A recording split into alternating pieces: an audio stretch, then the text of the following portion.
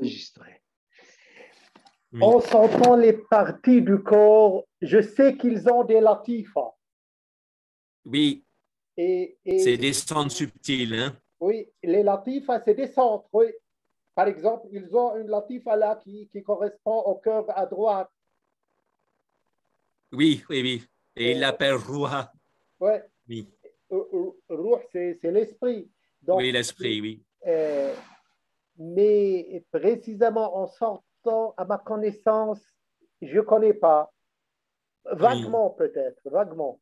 oui. Chez les Naqshbandis, ce sont eux qui sont les plus proches du yoga, je pense. Les Naqshbandis, ils travaillent beaucoup sur le corps. Ils ont beaucoup aussi des trucs sur le corps. Ils font par exemple entrer une épée par là. Ils la font sortir de l'autre côté. Donc, ils ont beaucoup disons, de siddhi concernant le corps. Décidé, oui, c'est ça, Ouais. oui. Mais ce n'est pas de la visualisation, alors ils essaient de faire des trucs. Non, c'est des choses pratiques et effectives. Oui, Mm. oui, oui, oui, oui, oui, oui. Ah, c'est spécial, oui. Oui, et ils sont spécialistes, les Naqshbandis, dans ça, dans les Oui, trucs du corps et des manœuvres du corps ils sont oui, vraiment très poussés là-dessus, là-dedans. oui. Bon, ben, on peut passer aux Oui, questions. donc c'est notre deuxième débat sur ce même livre, Ouvrir nos canaux d'énergie par la méditation. Et c'est un livre assez gros, donc très consistant. Il pourra prendre encore une ou deux séances, surtout par exemple qu'il y a des traductions de textes de Nagarjuna avec interprétation. Et là, ça demande probablement un débat à part. Très bien, Là, oui, oui, oui. il y a, j'ai préparé des questions surtout concernant l'introduction et la première partie. Oui, Euh, donc là, tu dis à la page 5, donc, dans l'introduction, on tend à parler de nos jours de science contemplative, sous l'impulsion de penseurs comme Francisco Varela et Mathieu Ricard, par exemple. Là, ma question, c'est quoi les sciences contemplatives? Et quelle différence entre sciences contemplatives et psychologie spirituelle dont on a parlé plusieurs fois? ben, ce que veut mettre en avant donc Francesco Varela, aussi Wallace, dont on a traduit ce livre sur la révolution de l'attention. Donc, c'est fini de traduire, mais ça va être publié, je pense, dans quelques mois par les éditions du Relier. Ben, c'est que la méditation, c'est une science, sauf que c'est une science particulière parce que le sujet est à l'intérieur, le sujet de l'observateur de la science, et puis l'objet observé est aussi à l'intérieur. Voilà. Mais sinon, donc, on peut développer ça comme une science et développer une objectivité.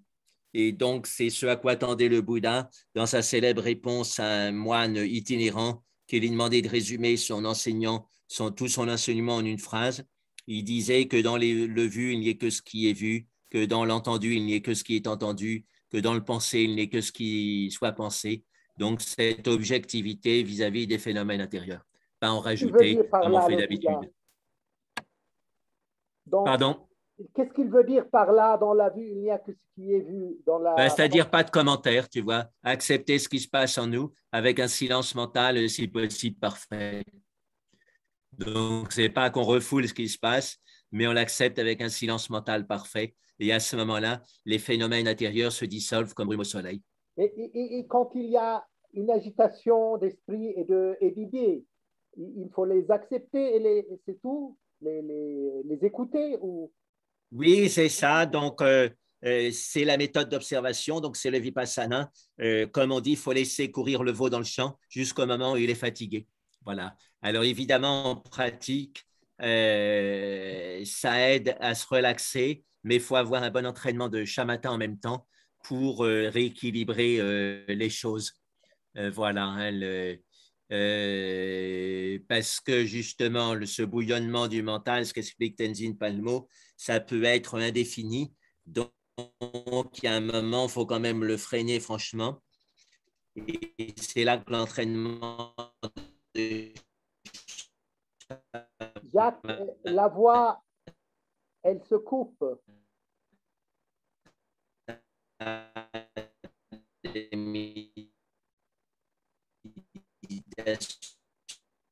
d'apaisement, de focalisation aide beaucoup. Donc, c'est Ben, complémentaire. on ne t'entend pas souvent, je ne sais Oui, pas, peut-être alors tu je vais essayer, j'avais t'éloignes. fait ça la dernière Hein? fois, je pense, box disponible, le réseau, mais je vais mettre le. Oui, je vais mettre pour avoir un meilleur signal, je vais mettre sur la fenêtre.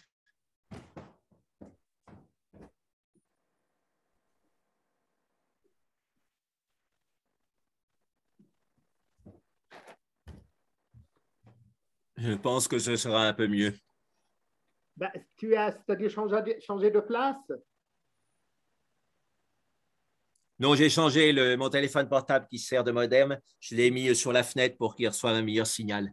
Oui, maintenant c'est un peu mieux. Tu peux, Voilà, parce donc, qu'on est tu étais en train de parler, à, est-ce que de ce que disait Tenzin Palmo concernant cette hésitation de pensée?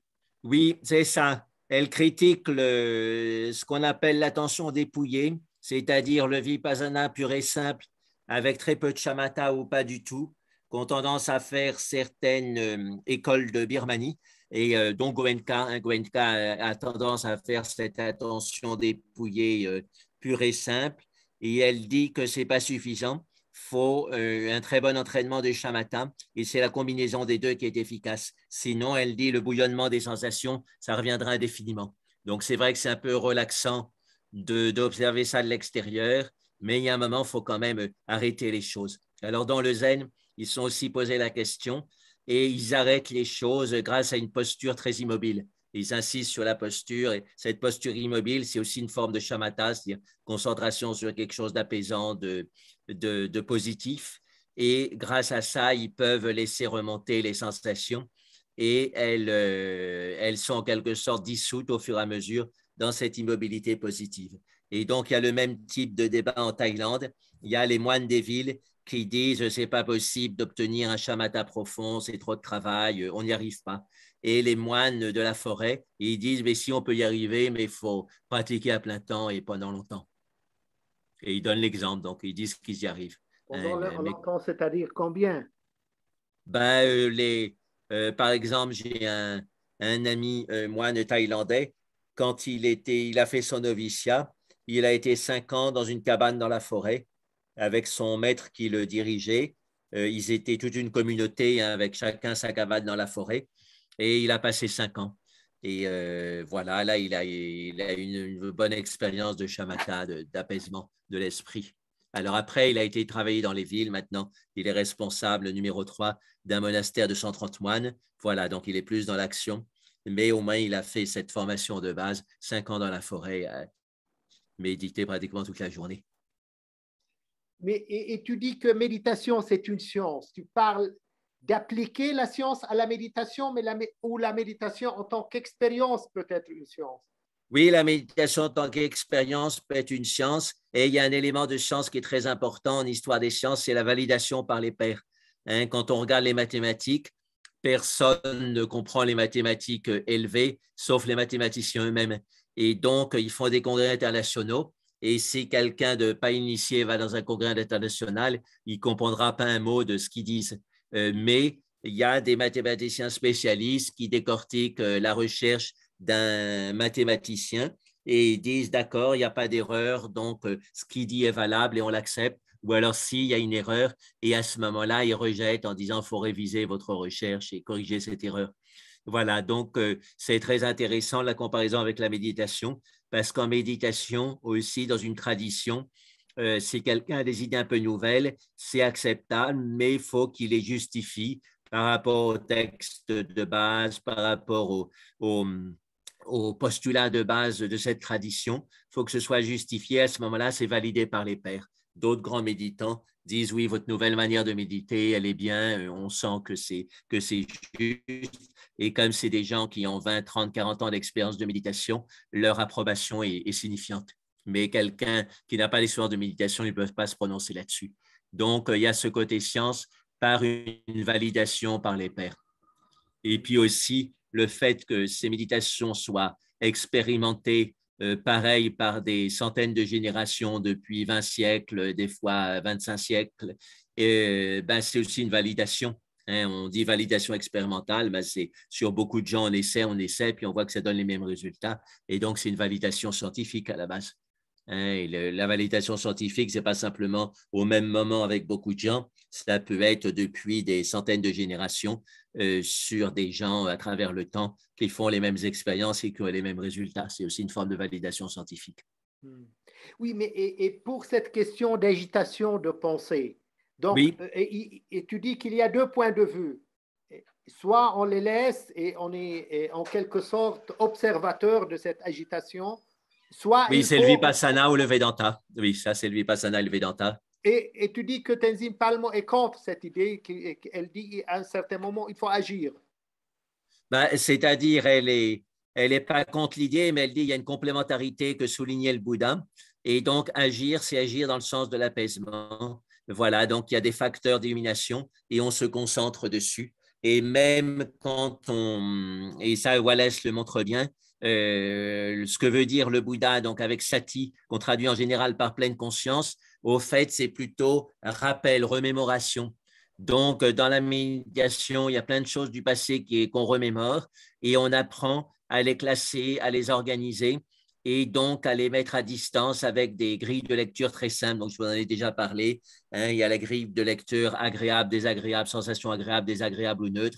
Déjà, ça permet de s'y repérer. Sinon, il y a les trois critères, impermanence, frustration et non-soi. Sinon, il y a les classements des pensées ou émotions qui sont des obstacles. On les classe avec les critères aversion, avidité, ou alors somnolence, agitation mentale et doute. Hein, déjà, beaucoup de ce qui se passe en nous peut être classé sous les formes des 5 obstacles. Ensuite, il y a les facteurs d'éveil, hein. Il y a la joie, il y a l'effort juste, il y a la concentration juste. Voilà, ça permet aussi de s'y repérer, encourager les facteurs positifs et de décourager les facteurs négatifs en comprenant leur cause. Et donc, c'est quand même une observation assez active. Il y a de l'observation, mais il y a aussi une activité de classement, de rangement en quelque sorte de ces différentes formes, de s'y reconnaître et finalement de mieux se débrouiller avec. Donc, on est assez loin de ce qu'on conseille la psychanalyse ou Krishnamurti qui dit choiceless awareness, une conscience qui ne choisit rien. Bien sûr, bon, c'est quand même une forme de méditation, c'est une forme de vipassana, mais ce n'est pas tout le vipassana. Même dans l'observation que conseille le Bouddha, il y a quand même une certaine activité, on fait le tri des choses et puis on encourage les facteurs positifs, on décourage les facteurs négatifs. Et donc, il y a un tri en quelque sorte de ce qui se passe en nous. Ce n'est pas juste de l'observation pure. Et donc, il y a les questions du roi Milinda au sage Nagasena.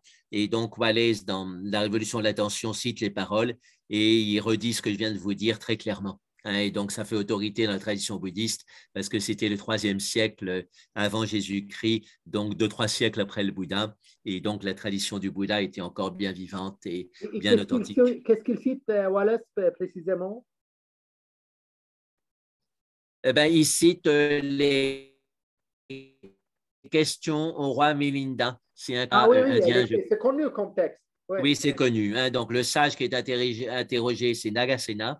Et donc, il répond très clairement que quand il définit sati, c'est-à-dire ce qu'on traduit d'habitude par pleine conscience, il dit c'est au fait une manière d'observer les facteurs positifs en nous et les encourager et d'observer les facteurs négatifs et les décourager. Donc, tout de suite, ça se traduit par une action. Ce n'est pas juste une attention flottante comme en psychanalyse ou comme le recommande Krishnamurti ou comme le recommandent certaines écoles de néo-vipassana. Par exemple, c'est-à-dire, Buddharatna. c'est-à-dire, si on a une idée ou bien une émotion négative, il faut la Défavoriser. Oui, c'est défavoriser. ce que dit le Bouddha. Une fois qu'on l'a repérée, on la défavorise Et une fois qu'on a repéré une émotion positive ou un facteur positif comme la joie, la concentration, l'absorption, l'effort juste, à ce moment-là, on l'encourage. Donc, ce n'est pas juste de l'observation complètement neutre, Ouais. etc. Donc, il faut intervenir à un certain moment. Il y a un moment où il faut intervenir, oui, c'est ça. Et alors, plus on a l'entraînement de shamatha, plus l'intervention est efficace. Parce qu'on a comme un rayon laser, et quand on dirige le rayon laser sur quelque chose, par exemple, un facteur négatif pour le stopper, ben ça le stoppe, ou un facteur positif pour l'encourager, ça l'encourage. Okay. Parce qu'on a la focalisation. Mm. Hein, il y avait un maître tibétain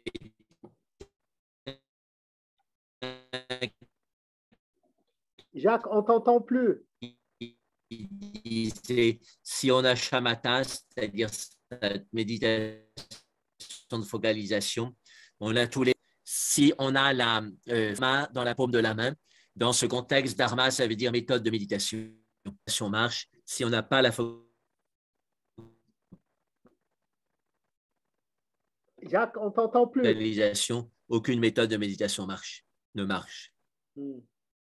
D'accord, oui, je disais que si on a la focalisation, toutes les méthodes de méditation marchent, et si on n'a pas la focalisation, aucune méthode de méditation ne marche. La focalisation, c'est-à-dire l'attention? Ben, l'attention focalisée sur quelque chose, parce que l'attention peut être dispersée, mais là, c'est l'attention focalisée sur quelque chose. Mm. Donc, il s'agit de faire évoluer, de faire progresser la focalisation essentiellement. Oui, oui, oui. Donc, voilà, et finalement, la bonne méditation d'observation, c'est quand on est focalisé sur le fait qu'on est l'observateur. Et donc, c'est le Vipassana, c'est le Vedanta. On revient toujours au fait qu'on est l'observateur. Oui, mais et déjà, il y a aussi favoriser et défavoriser, n'est-ce pas?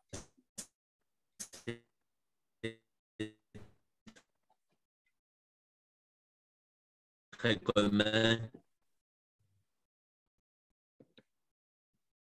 Jacques, tu as un Oui, problème c'est de ça. Mais on a une connexion. distance vis-à-vis des phénomènes négatifs. Et puis, on identifie. Voilà. Et puis aussi, quand on y pense, dans la focalisation, il y a l'observation parce que c'est pour bien être focalisé, il faut observer comment notre mental est distrait et comment est-ce qu'on peut le faire revenir à la focalisation. Donc, c'est vraiment les deux faces de la même médaille. Dans la focalisation, il y a de l'observation et dans l'observation, il y a de la focalisation. Oui, mais si j'ai bien compris ce que tu as dit, quand il y a des émotions, des pensées négatives, et il faut intervenir et non pas se contenter à les observer. Ben, oui, il y a un moment, il faut intervenir. Et dans ce que dit Ajahn Chah, ce grand maître de la forêt thaïlandaise, il dit dans les livres, on sépare shamatha et vipassana, mais dans la réalité de la pratique, c'est très mélangé. Et donc, selon ce qui est utile, on fait un peu de shamatha, un peu de vipassana, et comme ça, on progresse. Eh ben, Donc, là, c'est je me rappelle ce que tu disais autrefois dans un des cours là, de mercredi, que c'est bien souvent de changer de méditation pour casser la routine et pour permettre un certain éveil de l'attention, de la focalisation. Sinon, si on reste toujours dans la même technique de méditation, on finit par s'y habituer et ne pas être trop éveillé. oui, je pense, hein, même si on suit une voie spirituelle qui est le yoga, la méditation bouddhiste, etc., c'est bien d'avoir des variantes des méditations de base pour éviter l'ennui. Hein. L'ennui, c'est quand même un grand obstacle. Et du coup, réveiller la conscience, voilà. Et puis, c'est normal, on trouve des choses nouvelles. Et c'est les choses nouvelles dont on prend conscience, ça nous amène à faire évoluer une méthode de méditation. Je ne dis pas en changer complètement, mais la faire évoluer. Hein, on a des détails qui se rajoutent, on enrichit sa méditation. Et Et quoi comme ça. dire, Jacques, des méditants qui, par exemple, méditation transcendantale ou bien Vipassana de Goenka, qui restent souvent 30 ans en faisant la même méditation qu'ils ont appris. Oui, d'un côté, bon, la persévérance est belle, mais de l'autre, c'est trop rigide. Hein. Swami Vijayana, je lui ai demandé quelle méditation faire pendant la retraite quand je montais à l'ermitage de Dolchina. Et il m'a répondu, vous savez, la retraite, c'est comme une bataille et donc il faut s'adapter au jour le jour. Et donc, on ne peut pas dire d'avance le type de méditation qu'on va faire et qu'on va garder pendant tout le temps. Et il dit les gens qui font trop de plans pour une retraite, c'est comme les officiers qui suivent le manuel de l'école de guerre pendant une bataille. Ils sont en décalage avec la réalité de la bataille et perdent la bataille. Voilà, donc il ne faut pas être en décalage, il faut C'est s'adapter très beau jour comme après jour. exemple. Oui. D'après ma propre expérience, je dis, parce que moi, j'ai fait la méditation transcendantale, j'ai fait la Vipassana de Goenka, et pendant des années. Et souvent, c'est bien de changer parce que ce palier ennuyeux dans lequel on peut passer pendant des années, on le casse un petit peu avec le changement. Et l'esprit, Oui. il aime ce qui est nouveau. Quand tu as, et c'est ce qu'on remarque, c'est-à-dire, tu es en train de pratiquer une certaine méthode de méditation, mais quand tu changes, déjà, rien qu'en changeant les premiers mois, l'esprit, il est plus vif, plus attentif parce qu'il y a un changement. Oui, oui, oui, oui, oui. Alors après, bon, si on est avec un maître, on a une relation proche avec un maître qui enseigne une méthode de méditation, ça peut être mieux de rester concentré parce que c'est plus que la méthode de méditation, ça représente aussi le lien avec le maître. Voilà. Mais c'est une méthode de méditation qu'on a appris dans des grands groupes, qu'on n'a pas de lien de cœur spécial avec l'enseignant. À ce moment-là, on a plus de liberté de changer. Voilà, ça dépend du lien avec l'enseignant aussi. Ah, et je C'est crois vrai que que pour des l'exemple de gens qui sont dans la Viviananda partie, était par très exemple, expressif d'ailleurs. C'est une bataille. oui, On n'y va pas à la bataille avec un livre que voilà, c'est ce qu'on nous a enseigné. Il faut modifier en fonction de la réalité. oui, c'est ça. Et c'est ce que dit le Lamrim aussi de Tsongkhapa. Lui, il insiste beaucoup dès le début sur la somnolence et l'agitation mentale. Et donc, ce sont deux états opposés. On bascule de l'un à l'autre régulièrement et à chaque fois, il faut appliquer l'antidote adapté, c'est-à-dire des techniques stimulantes si on est somnolent, des techniques calmantes quand on est agité. Et ça, c'est valable pour tous les types de méditation. Il y a le même obstacle, somnolence ou agitation mentale. Et donc, il faut bien comprendre ça. Et donc, ce n'est pas qu'une méthode, c'est au contraire des méthodes opposées selon son état mental.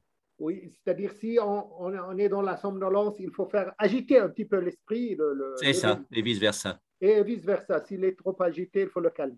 Oui, j'ai acheté récemment à Terre du Ciel une édition du Lamrim, le grand texte de Tsongkhapa, et donc il donne beaucoup de détails sur la psychologie de la méditation. Il y a des Tibétains qui l'étudient pendant 9-10 ans, le Lamrim. Hein, voilà, c'est le grand texte des Gelugpa, des bonnets jaunes lors du Dalai Gros Lama. bouquin.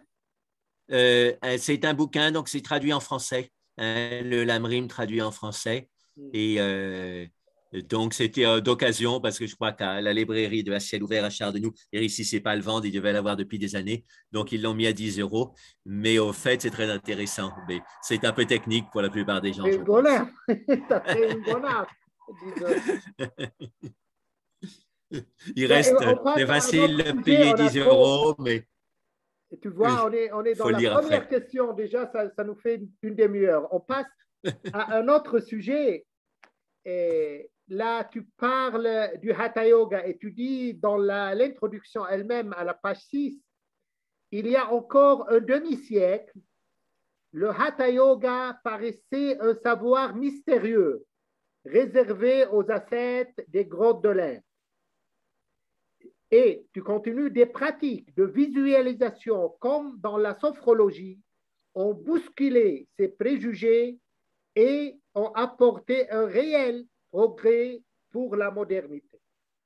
Donc là, fin de citation. Et ma question est la suivante. Comment la sophrologie a-t-elle pu bousculer ces préjugés? Et c'est quoi là, précisément la sophrologie? Oui, c'est ça. Donc, Caicedo, c'était un psychiatre espagnol, marié à une prof de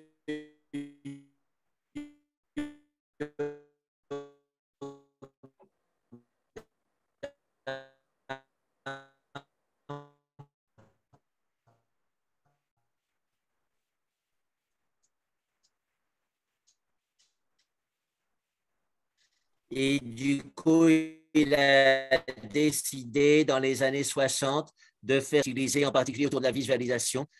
Et puis, il a fait une synthèse en Occident. La visualisation symbole, au travail sur les symboles, donc à la vie éveillée de Soile, DESOI2LE. Donc, c'était déjà dans les années 40 et c'était typiquement des rêves éveillés, donc des visualisations à visée thérapeutique. Et donc, il a fait sa synthèse, donc Quesedo, il a fait, ça continue jusqu'à maintenant et ça a apporté des choses à beaucoup de gens. Ils ont fait des recherches scientifiques assez poussées. Il y avait un groupe bouquin de 400-500 pages qui est paru dans les années 70, Sophrologie et médecine du docteur Rager, R-A-G-E-R, chez Fayard, hein, dans la collection Témoins spirituels, je pense, enfin, un gros livre de chez Fayard. Et déjà, il donnait des tas d'études médicales sur les effets de la visualisation de type sophrologique en médecine. Voilà, alors après, ça ne s'est pas développé dans le milieu anglo-saxon parce que les anglo-saxons ont développé des méthodes équivalentes. Donc, c'est resté surtout dans le domaine latin, hein, italien, espagnol, français, Amérique du Sud, Amérique centrale. Les anglo-saxons avaient des méthodes équivalentes de visualisation. Simonton a fait la Qu'est-ce qu'elle a visualisation fait contre le cancer.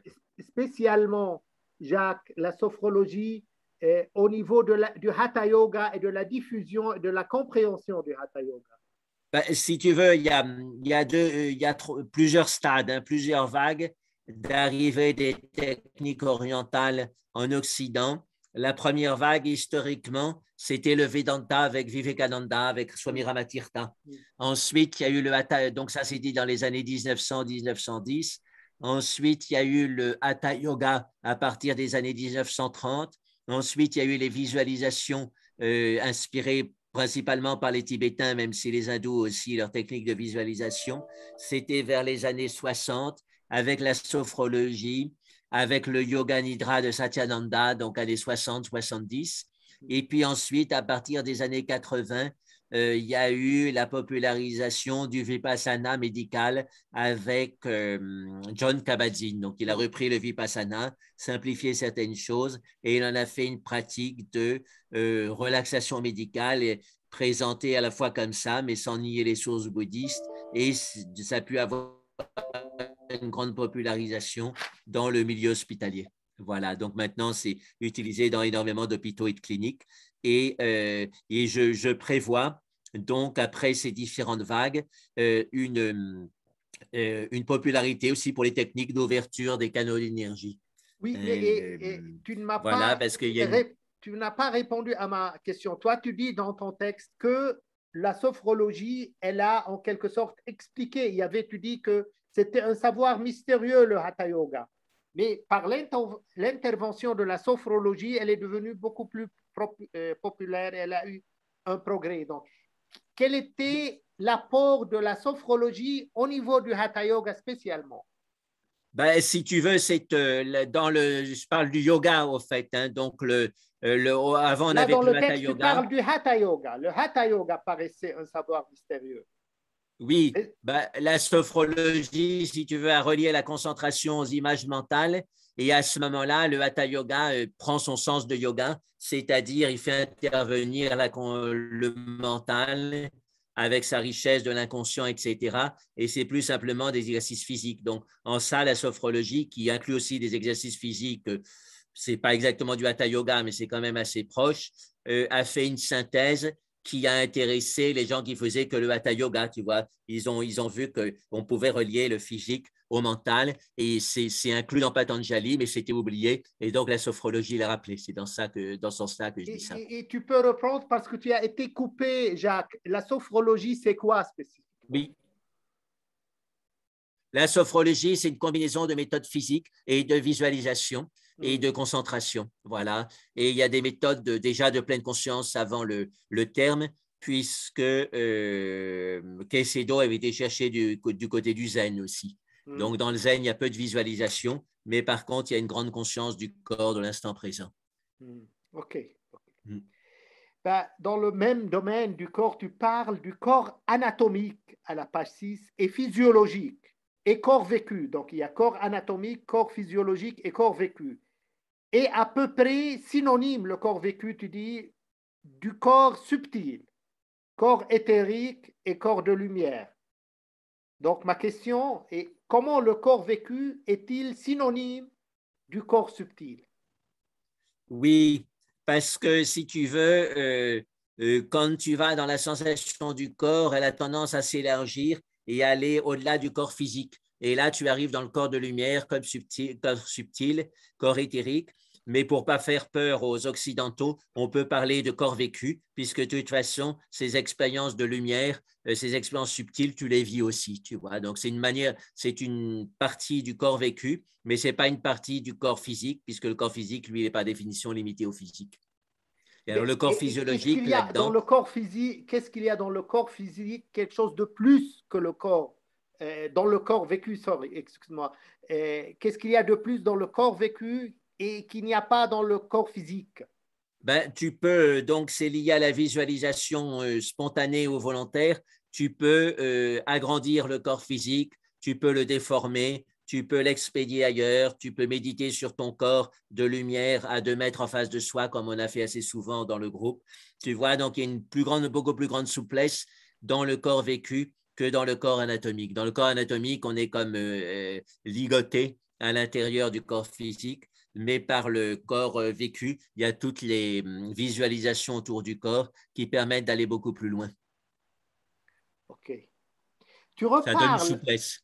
hmm, tu reparles, Jacques, dans la même introduction de la sophrologie en disant l'intégration des pratiques de visualisation qui semblaient être l'apanage des ascètes tibétains dans leurs grottes, celles-ci ont été répandues en particulier grâce à la sophrologie dans le grand public et le système de santé occidental. Donc, ma question, comment Oui. la sophrologie a fait pour répondre les méthodes de visualisation et les postures de Hatha Yoga en même temps en Occident? Oui, alors donc, bon, est-ce ils font des techniques physiques, mais disons donc, ce n'est pas forcément les postures du Hatha Yoga, mais c'est quand même très proche. Et surtout, donc, ils combinent les exercices physiques avec la visualisation, chose que beaucoup de professeurs de Hatha Yoga ne faisaient pas. Et donc, ça ouvre sur l'esprit avec sa richesse imaginaire. Voilà, donc ça, c'est leur grand avantage à la sophrologie. Et donc, il y a beaucoup de gens qui ont oscillé entre sophrologie et hatha yoga et qui continuent à le faire. Hein, parce qu'il y avait une méfiance même chez les hatha yogis de la méditation. Et la sophrologie a permis d'ouvrir à des formes de méditation, en particulier celles qui utilisaient la visualisation. Voilà. Et maintenant, donc, la pleine conscience ouvre aussi les techniques corporelles à la méditation. Donc, il y a beaucoup de gens qui combinent hatha yoga et pleine conscience, ou le hatha yoga et méditation. Enfin, hatha yoga et oui, c'est ça, méditation de pleine conscience ou méditation vipassana. Voilà, donc le hatha yoga traditionnellement est fait pour aller vers la méditation, mais comme on l'a oublié, il y a des recombinaisons un peu nouvelles qui se font entre donc hatha yoga vipassana, hatha yoga pleine conscience, hatha yoga visualisation de la sophrologie. À chaque fois, on dépasse le hatha yoga pour faire un lien plus précis avec l'esprit. Et la sophrologie est essentiellement une thérapie ou bien une méthode de méditation? Oui, ça se présente comme une thérapie. Alors, il y en a qui font de la sophrologie d'exploration intérieure. À ce moment-là, ça devient très proche de la méditation, Hmm. de développement personnel en quelque sorte. Ou, à ce moment-là, ça devient proche de la méditation.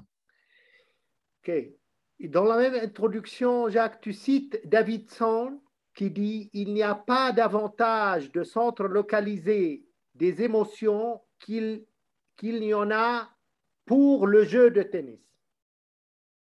Que voulait-il dire par là? Oui, donc, et si tu veux, au 19e siècle, on était très attentif à trouver des centres cérébraux pour tout. Alors, effectivement, donc, on divise le cerveau, le cortex en 52 aires qui ont des fonctions différentes. Mais après, il y a beaucoup de phénomènes intérieurs qui sont liés à des circuits plutôt que des centres. Hein, donc, c'est des résonances, des centres qui se mettent en résonance et qui donnent des fonctions mentales. Par exemple, ça je l'explique souvent, l'idée de pomme est une association entre différents centres. Il y a le centre du nom pomme, donc ça c'est dans les aires de Broca, les aires du langage.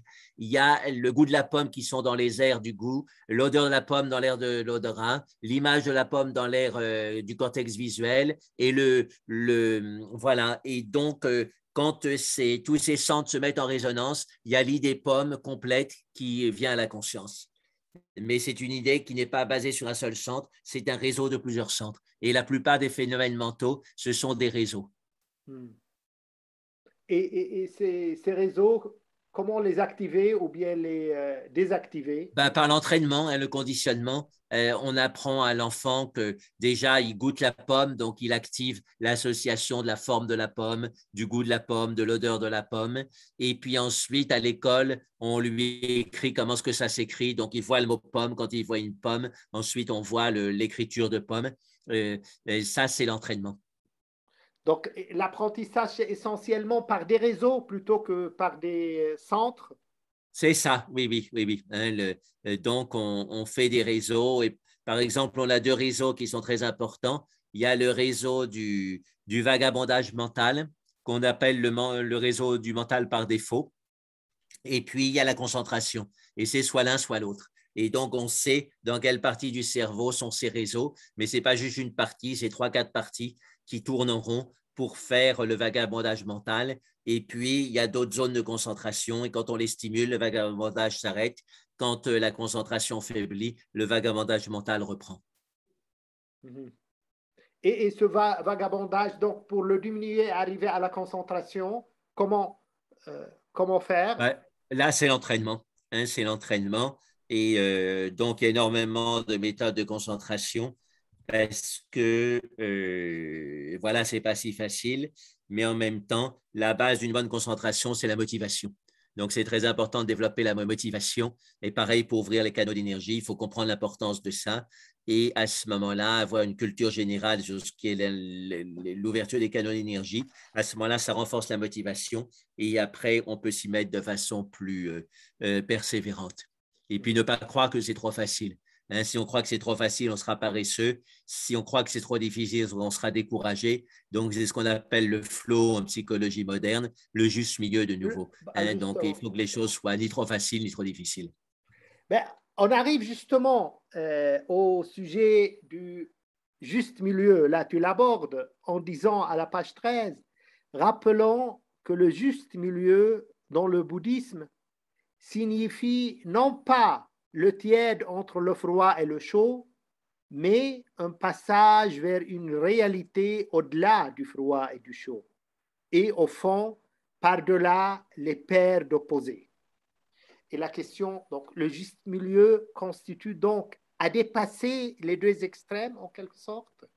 Oui, c'est ça. Hein, donc, au-delà du bien et du mal, donc ça avait frappé Nietzsche qui a fait un livre là-dessus. Mais bon, c'est pas ça pour ça qu'il avait une compréhension aussi exacte que ça des conceptions orientales. Donc, Dvandvadita, le soi, est au-dessus des paires d'opposés. Et donc, c'est pas juste la moyenne, c'est pas la tiédeur. Hein, c'est devenir indépendant du froid et du chaud, c'est pas être tiède. C'est simplement que ce soit que ce soit froid ou que ce soit chaud, on garde une équanimité, hein, une âme égale, mais c'est pas juste être dans la tiédeur. Et aller au-delà de paires d'opposés du bien et du mal, c'est pas être un peu bon, un peu mauvais, comme tout le monde, c'est avoir une perspective plus profonde que l'opposition. On a une vision plus vaste du bien et du mal. On voit que ce sont des constructions mentales et qu'il y a un niveau où on est au-delà, même si au niveau relatif, ces constructions mentales sont très utiles. Au niveau absolu, elles sont dépassées. Et cette équanimité, Jack, comment s'y entraîner?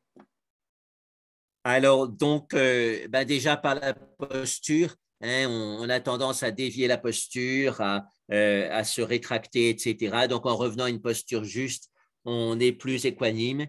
Et puis ensuite, au niveau de la respiration, Tu hein, parles donc les de la méditations, posture de la méditation? oui, les postures de méditation, hein, les sentir comme juste, y revenir souvent. Et régulièrement, quand le mental est distrait, quand il est crispé, ça déforme la posture. Donc, revenir à une posture juste. Et puis aussi, au niveau de développer l'humour envers soi-même. Hein, Tenzin Palmo, elle confirmait lors du dernier interview la semaine dernière que l'humour, c'est la septième paramita, c'est la septième des perfections, des vertus parfaites. Et voilà, on se prend trop au sérieux. Quand on est débutant en méditation et même quand on est plus avancé, on a tendance à se prendre trop au sérieux. Et donc, avoir de l'humour vis-à-vis de soi-même, ça aide bien. Okay. Par exemple, quand on cherche à compter ses respirations conscientes et qu'on s'aperçoit qu'au bout de 2, on est déjà parti ailleurs, même si on est expérimenté en méditation parce que c'est un jour où on est plus agité, eh bien, ça amène à sourire de soi-même et à ne pas se prendre trop au sérieux. Bon, des fois, on peut avoir des expériences de méditation profonde, mais 10 secondes plus tard, on est excité comme un pou et on est dispersé. Voilà, donc ça change beaucoup. Alors, quand on regarde en face ce changement, on apprend l'humilité et l'humour vis-à-vis de soi-même. Les deux vont bien ensemble. Mais ce n'est pas se moquer de soi-même, sinon… Se moquer tendrement de soi-même, si c'est se moquer de soi-même et tendrement. Hein, c'est vrai qu'il y a l'humour noir, l'humour caustique, qui est l'ironie, qui est méchant, mais il y a l'humour tendre et je parle de l'humour tendre comme un enfant. Voilà, on sent l'enfant qui fait ses bêtises, qui apprend à marcher, qui tombe, ben on en rit, on n'en fait pas une histoire parce qu'on sait qu'il apprend à marcher.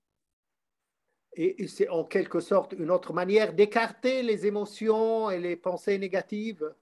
Oui, et y compris vis-à-vis de soi-même. Hein, l'humour tendre, c'est d'une bienveillance envers soi-même. La colère contre soi-même, c'est de la malveillance. Et ça nous empoisonne. Et on en a beaucoup plus qu'on ne croit. On croit qu'on est à peu près bienveillant envers soi-même, mais quand on s'observe bien, on a plein de petits mouvements de colère. Il suffit de savoir ce qu'on se dit quand on casse un verre. En général, même si on se maîtrise au bout d'un certain temps, en général, au début, il y a la colère qui vient, ou quand on rate un train, ou quand on perd de l'argent. Hein, il y a ces cris autocritiques qui est très en avant.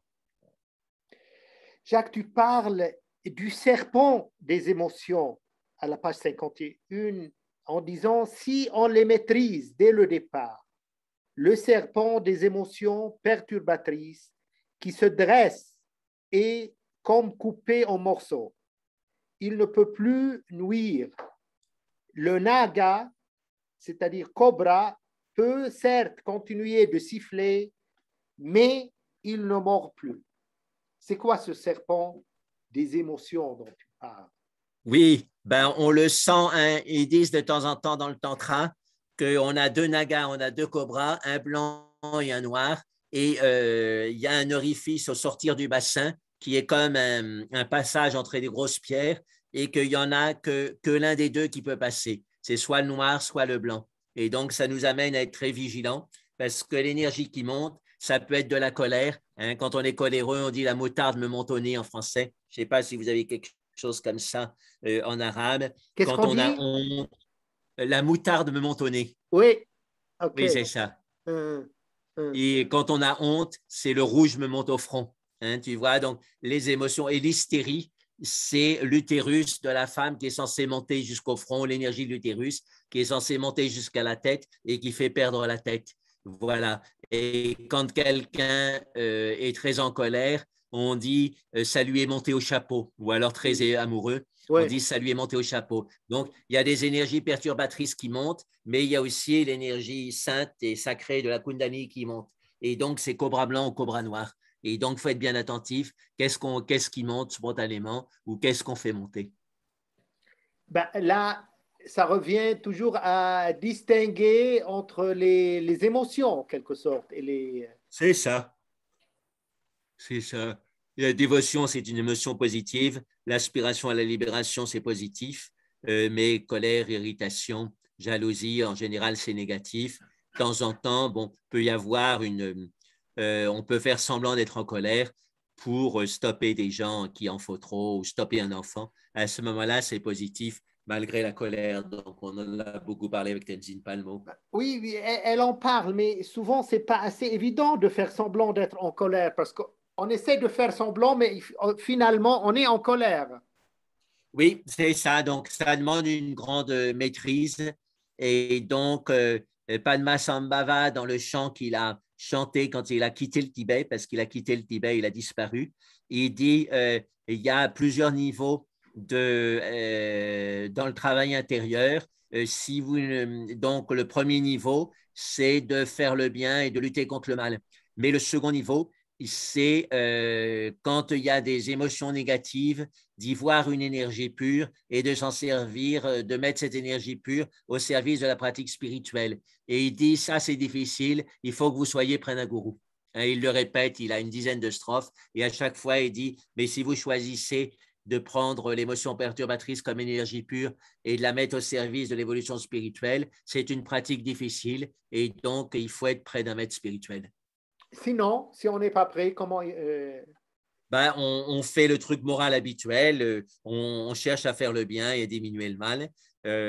Voilà. Ou alors on lit des maîtres spirituels qui expliquent bien la sadhana de transformer les émotions négatives et on essaie d'appliquer prudemment. Et puis, on est attentif à l'entourage. Si l'entourage dit au bout de mois de pratique ou d'années de pratique, tu t'améliores, c'est bon signe. S'il dit tu deviens pire, c'est mauvais signe, il faut savoir se remettre en question. Et là, on aborde un sujet dont tu as en quelque sorte parlé dans la méditation guidée. Et tu dis à la page 52, comprenons, tu es là, qu'est-ce que c'est? Oui, oui. Oui, ça couine un peu, mais. Attends. Alors, tu es toujours là, Jacques? Oui, je regarde, il y a peut-être un participant qui Non, a c'est son. bon, Non, c'est non, bon, c'est bon. je l'ai. Donc, Fermé, je vais oui. faire. Comprenons, tu dis, la loi de base. Les premières zones à être ressenties sont celles reliées au stress, car elles sont tendues de façon chronique et donc sensibles.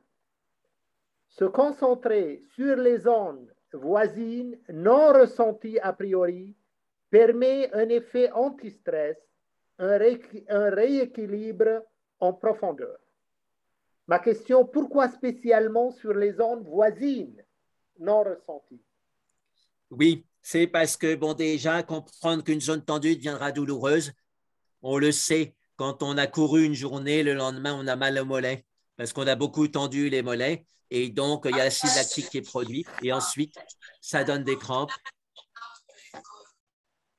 Oui, toujours. Voilà, ça donne des crampes. Et donc, et donc une zone qui est tendue de façon chronique devient douloureuse à cause de l'acide lactique. Et donc, le stress nous tend toujours les mêmes zones. On serre les dents, on serre les fesses, on a un nœud dans le ventre, on serre les plantes des pieds. Ce sont toujours les mêmes zones qui sont tendues dans le stress et à peu près les mêmes zones que le stress dans les émotions perturbatrices. Et donc, ces zones deviennent légèrement douloureuses. Du coup, quand on s'intéresse à une partie du corps, on sentira ces zones d'abord. Et s'il faut faire tout un effort de conscience pour se dire, mais il y a d'autres zones aussi qui existent, donc apprendre à les percevoir. Et on s'aperçoit qu'il y a très peu de sensations dedans. Mais si on se concentre dessus, il y a plus de sensations qui viennent et ça fait un dérivatif, une dérivation pour la zone stressée. Et à ce moment-là, la zone stressée se calme à long terme. Sinon, la première méthode, qui est aussi valable, c'est de détendre directement la zone tendue par le stress. Mais à ce moment-là, l'effet sera moins durable parce qu'il n'y aura pas de dérivatif et donc régulièrement, l'énergie, le flux de la conscience, la rivière de la conscience reviendra inonder cette zone. Il faut vraiment changer de canal. Et changer de canal, c'est faire une bifurcation vers la zone à côté qui n'est pas tendue par le stress. Alors, les zones à côté, les zones aveugles, ce sont souvent des zones antagonistes au niveau sensitif. Et donc, on peut reprendre l'exemple, je l'ai déjà dit dans des séances précédentes, mais c'est important à comprendre que ça marche toujours comme ça à tous les niveaux du corps. Si, par exemple, on a l'émotion perturbatrice d'avidité, avidité, c'est tout prendre pour soi, Ouais. donc on serre contre soi, donc on tend les biceps. Et maintenant, si on va vers la qualité qui est l'antagoniste de l'avidité, c'est le don. Donc là, les biceps se détendent et les triceps se tendent pour faire le geste du don.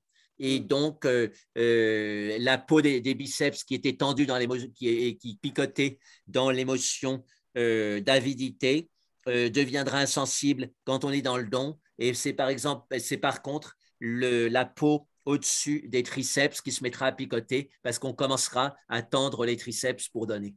Voilà, donc il faut beaucoup raisonner par début de geste. Et il y a un début de geste fait réagir la peau qui est au-dessus du muscle qui devient plus sensible.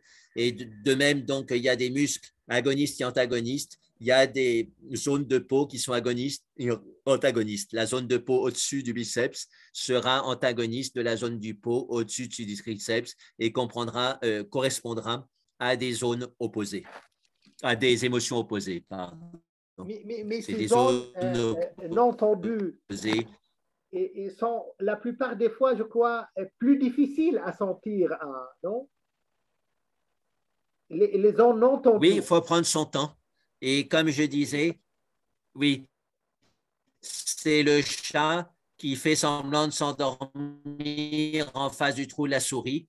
Au début, donc elle se méfie, mais après, si le chat joue bien son jeu, la souris croit qu'il est vraiment endormi et à ce moment-là, elle sort et c'est à ce moment-là que le chat l'attrape. Et donc, si on est proche du sommeil, les zones non perçues deviendront plus facilement perçues parce que Je me c'est la rappelle, tension par du stress. exemple, une fois tu as parlé du genou. Si le genou est tendu, travailler sur la zone qui est proche, c'est pas Oui, le uniquement le... milieu de la cuisse ou le milieu du mollet. Et Ouais. ça détend les genoux. Donc, ça n'empêche que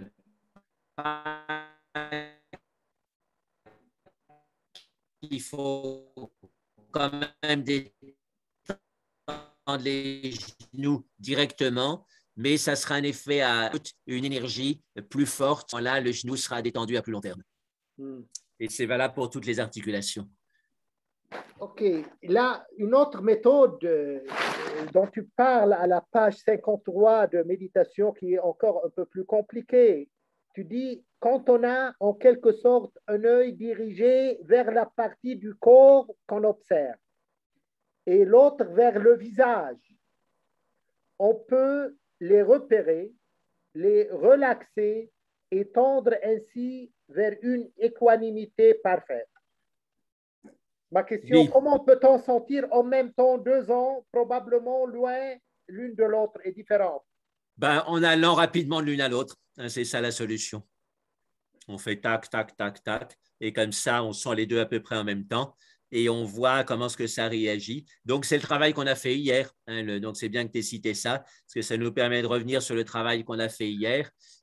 C'est comme, si tu veux, si une sensation, une vraie sensation qui remonte dans une partie du corps, éclabousser le visage. Et le visage réagit.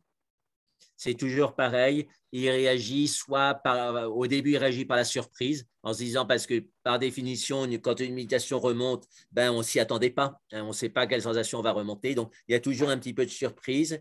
Et la surprise, c'est une six émotions fondamentales qu'on retrouve chez tous les êtres humains. Et puis après, il y a l'émotion de j'aime pas, c'est-à-dire plutôt dégoût, ou alors l'émotion de j'aime, plutôt avidité. Et donc, c'est différentes parties du visage qui réagissent quand on dit j'aime et d'autres parties qui réagissent quand on dit j'aime pas. Et donc, on les sent et puis on les relaxe. Et comme ça, on va au-delà du j'aime et du j'aime pas, on arrive à l'équanimité. Donc, on peut dire le signe de l'équanimité, c'est une détente complète du visage. Et il y a Marcel Brion, qui était un écrivain à l'Académie française. Le dernier, il a écrit beaucoup de romans, beaucoup de livres très profonds. Et un de ses livres, enfin son dernier livre, c'était l'ermite Thomas de Miroir. Il avait compris que cette équanimité, en sa fin de vie, il avait compris que cette équanimité, c'était fondamental. Et Manon Ameyi le disait, je suis un miroir de ce que vous m'apportez. Hmm. Mais grâce au fait que le gourou soit miroir, les gens prennent conscience de ce qu'ils ont à l'intérieur. Mhm. Et là, peut-être la dernière question pour laisser un peu de temps aux gens qu'ils posent les leurs. Et tu parles de la colère en disant, il est toujours bon de dire, je ne me mettrai plus en colère à partir de maintenant. Je resterai paisible. Mais cela n'a pas toujours l'efficacité recherchée. On est alors comme un chirurgien qui voudrait faire l'exérèse d'une tumeur sans savoir exactement où elle est. Ça, c'est à la page 50. Oui, ça, c'est une bonne image. Mais ma question, la volonté, dans ce cas, est-elle donc une condition nécessaire mais non suffisante? On veut ne pas être. Pourquoi on ne réussit pas? C'est important, ça. Et ce que tu dis est très réaliste. Et chacun Oui, expérimente. oui, Je ne veux oui, plus être en colère, mais finalement, il n'arrive pas. Comme si oui, la oui, colère, oui. elle est plus forte que lui-même. Oui, et donc, ben, l'idée, c'est, si tu veux, le ressenti. Pratiquement toutes les semaines, il y avait des visiteurs qui demandaient à Swami Vivekananda comment dépasser les émotions perturbatrices. Et donc, il disait revenez au corps, hein, comme on fait en Vipassana, comme on fait dans le Vedanta. Hein, dans le Vedanta, on veut aller au-delà du corps, mais pour aller au-delà du corps, on revient tout le temps au corps. Hein, donc, Koram, Deham, Naham, Soram, qui suis-je? Je ne suis pas le corps, je suis le soi, c'est la définition du Vedanta en très bref par Ramana Maharshi. Ça veut dire qu'on se pose toujours la question, où est-ce que j'en suis au niveau du corps? Et à partir de là, on peut dénouer ces nœuds qui relient le corps et l'esprit et libérer l'esprit par rapport au corps. Mais ça demande une analyse très détaillée du corps et donc revenir à chaque émotion au corps et comme ça, on sentira les localisations de la colère dans le corps et pour faire l'exérèse de ces localisations de la colère dans le corps, ben, c'est par la détente, comme on disait tout à l'heure, et par la stimulation des zones avoisinantes, des zones antagonistes qui confirmera l'impression de détente.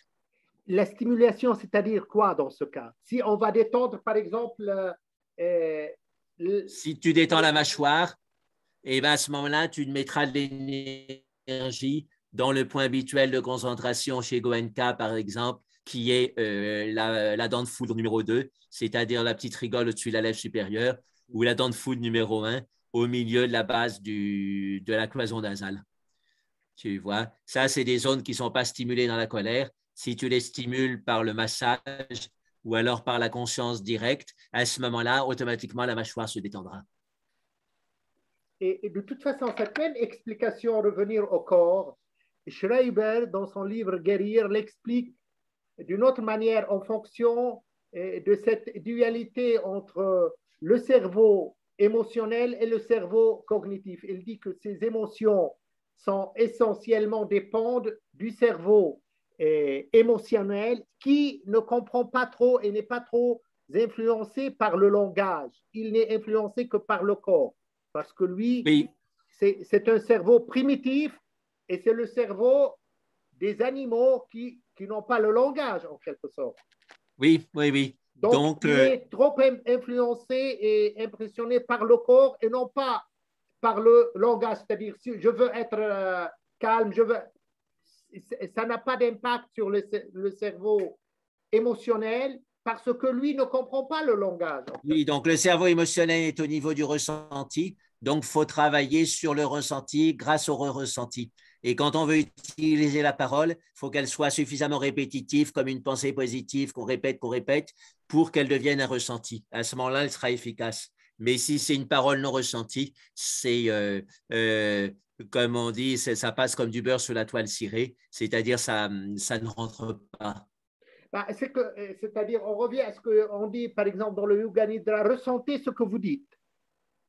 Oui, tout à fait, tout à fait. Et c'est dans la prière aussi, c'est pareil. Hein, le Swami Vijayanda disait souvent que Dieu entend les émotions, il n'entend pas les paroles, mais il entend l'émotion par derrière. Et il donnait l'exemple tout simple d'un bébé qui appelle maman, maman en gazouillant, en jouant avec son hochet. La maman, ben, elle est tranquille, elle ne fait pas spécialement attention au bébé. Mais si tout d'un coup il tombe et là il pousse un cri, maman à toute force, là la mère sait que c'est grave et elle vient tout de suite. Et pareil pour Dieu. Donc si on a un véritable ressenti, à ce moment-là, la prière atteindra Dieu et on aura l'effet en retour positif. Mais s'il n'y a pas de ressenti, ça n'atteindra pas Dieu, c'est-à-dire il n'y aura pas de résultat à notre parole, à notre demande, etc.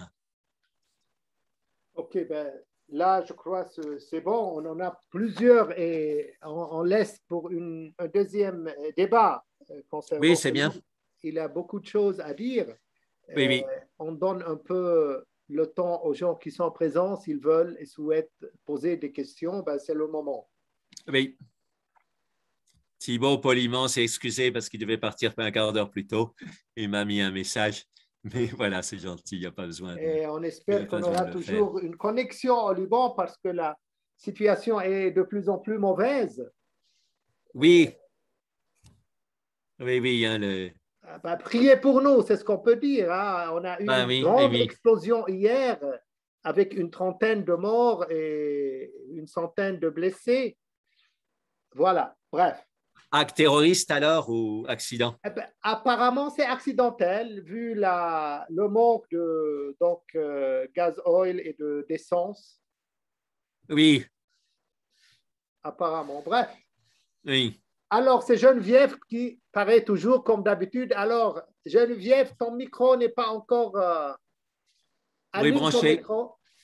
Il Ou faut que tu branches t'as ton rien à micro. dire? Elle dit juste bonjour, alors Ok. d'accord. Donc, personne n'a de questions? Ah, où est-ce qu'il est, Thibaut? Il n'est pas là aujourd'hui. Oui, on a parlé ce matin au téléphone parce qu'il travaille sur la transcription de Tenzin Palmo.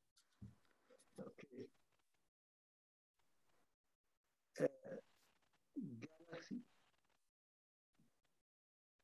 S'il n'y a pas de questions, on pourra. De toute façon, on est au bout de 2 heures maintenant, à peu près. Oui. Euh, si personne n'a. S'il n'y a aucune question, ben on peut. Oui. On se revoit demain aussi pour le replay de Tenzin Palmo. Ouais, et c'est prêt déjà la traduction? Ils sont en train de travailler. Je les ai eus tous les deux aujourd'hui. Et donc, ils sont en train de travailler. J'aurais dit de m'envoyer ce soir.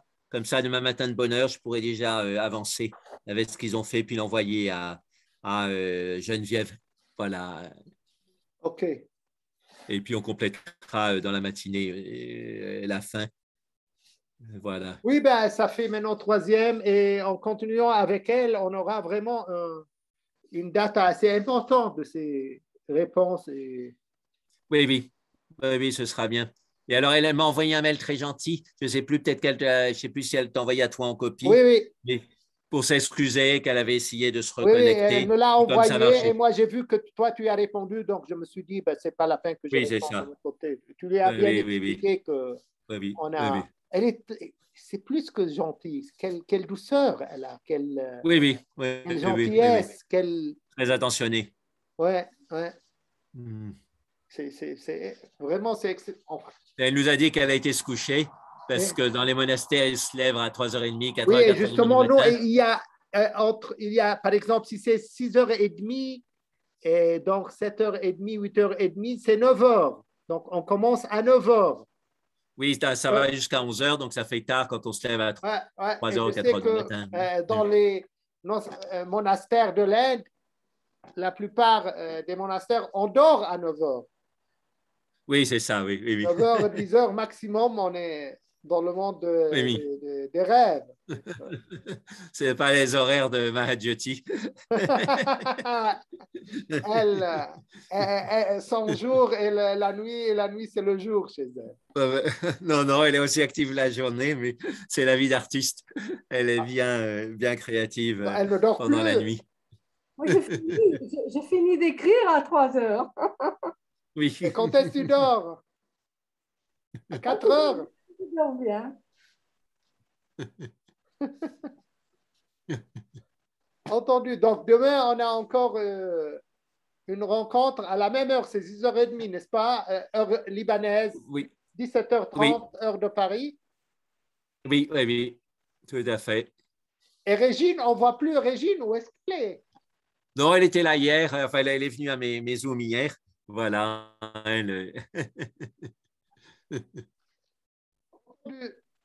Donc, Mais bon, ils à vont faire demain. 2 nuits de la méditation à La Réunion, donc ce sera bien dans les grandes villes, donc Saint-Denis et Saint-Paul. Et voilà, ça se développe, hein. On a commencé, on était une dizaine pour ces nuits de la méditation, une quinzaine. Et puis, on a été jusqu'à 300. Puis maintenant, c'est par Zoom. Et puis, ils font sur 2 villes. Donc, il y a un développement réel. Et puis, c'est soutenu par les mairies. Donc, ça, c'est Ah, unique en France. Il n'y a pas d'autres endroits où la municipalité soutient des nuits de la méditation. bah c'est bien, génial. De toute façon, oui, non, il y aura une. Et nous, on est au Liban en train de préparer en même temps une petite célébration pour le 2 octobre. C'est la nuit de 2, oui, 3, n'est-ce pas? c'est bien, oui, oui. J'espère qu'il y aura. Bah, les gens ont besoin de ça. Au Liban, ça donne un peu d'inspiration parce que la situation, elle est de pire en pire. Oui, et peut-être tu pourrais reprendre l'introduction de Tenzin Palmo, tu vois, où on peut te l'envoyer rapidement en dossier, et puis tu la reprends pour les gens du Liban, en Et disant introduction que de quoi? Tu parles de quoi? ben, elle va faire l'introduction, elle va parler de méditation et bonheur, elle va parler pendant une demi-heure au début de la nuit de la méditation. Oui, et moi, j'aurai une intervention et même elle m'a demandé le titre. Je vais parler de la non-violence au Liban et dans le monde arabe, essentiellement parce que c'est un sujet assez important actuellement, Oui, brûlant, oui, oui, oui, oui, hein, oui, oui, oui, que ce oui, tout soit à au fait, Liban et, oui, ou oui. bien dans le monde arabe. Et la présence du Gandhi et de la pensée de Gandhi dans ce monde, parce qu'elle a été à un certain moment, elle l'est toujours assez présente. Et c'est bien que ce message reste. Oui, vivant, oui, Euh, et actif, Et c'est vrai qu'on ne oui, sent oui. pas assez, et c'est-à-dire on a eu le mouvement de 17 octobre au Liban, là où il y avait plus qu'un million de personnes dans les rues, et il y a eu vraiment, c'était une manifestation de non-violence et qui a duré presque un mois, mais les gens après sont un petit peu désespérés parce qu'il n'y a pas de résultat direct. Mais au moins, ils ont eu cette conscience de se manifester d'une manière complètement paisible. Oui, oui, oui, c'est un progrès pour le pays. Oui, Ouais. oui, oui, oui.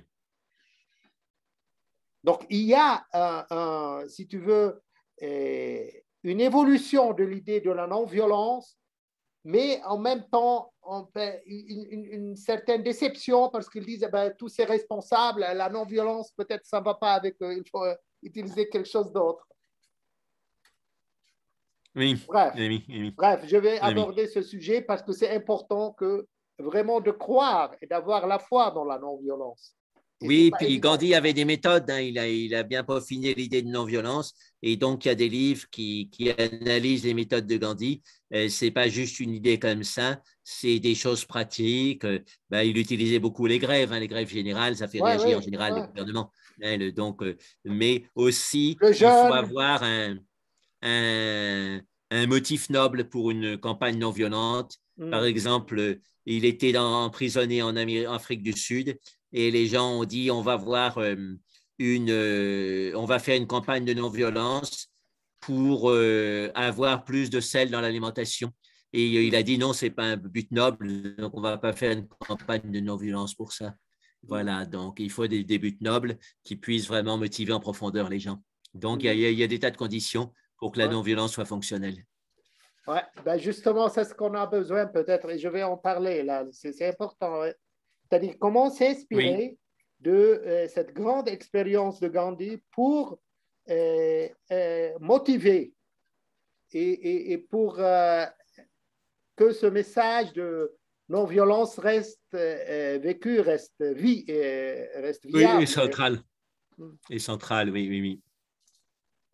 Oui, oui, comme disait Tenzin Palmo, les gens souffrent de la guerre, mais ils oublient, et après, paf, ils repartent pareil. Hein, il y a eu la Seconde Guerre mondiale qui a tué 50 millions de personnes, mais les gens oublient, puis quand on parle de guerre, ils s'excitent de nouveau et recommencent. Comme disait le sage Jacobin, quand on parle de guerre, on s'excite beaucoup, mais le problème, c'est que les gens meurent vraiment. Hein, ce n'est pas un match de foot, la guerre, les gens meurent vraiment. Et c'est une question aussi, Jacques, j'imagine, aussi le cerveau des reptiles, le cerveau émotionnel. Parce que la violence, c'est de là que ça émane. Et Oui, il oui, n'y a oui. que le cortex cérébral qui peut un petit peu freiner cette Oui, émotion. apprendre la gestion des émotions, comme la gestion des émotions. Oui, hein, et puis là, une méditation sur l'ego, puisque la violence est beaucoup stimulée par la paranoïa. Et la paranoïa, c'est une cancérisation de l'ego qui occupe tout l'espace. Et la l'ego colère de- aussi, elle est beaucoup stimulée par l'ego. Oui, c'est ça. Hein, les colère et paranoïa, ça se touche beaucoup parce que voilà, dans la colère, on perd la conscience de ce qui est juste et on croit qu'on est le seul à avoir raison, que tous les autres doivent être détruits. Donc voilà, ça devient une sorte de paranoïa temporaire. Voilà, bah, je crois que c'est suffisant. On a Oui, passé un bon moment. Et déjà, on a un deuxième rendez-vous demain pour donc, la traduction du oui, texte de Tenzin Palmo que tu vas oui, par la oui. suite me passer. Mais c'est déjà transcrit ou pas encore, le texte anglais? Mais je t'ai dit, hein, ils sont en train de le faire. Voilà, ils ont travaillé depuis quelque temps. Ils doivent m'envoyer ce soir ce qu'ils ont fait. Je vais commencer à faire la traduction. Entendu. Voilà. Et alors, Très à bien. demain. À demain. Merci, merci beaucoup. Au Au revoir revoir. à tout le Au monde. revoir. À demain.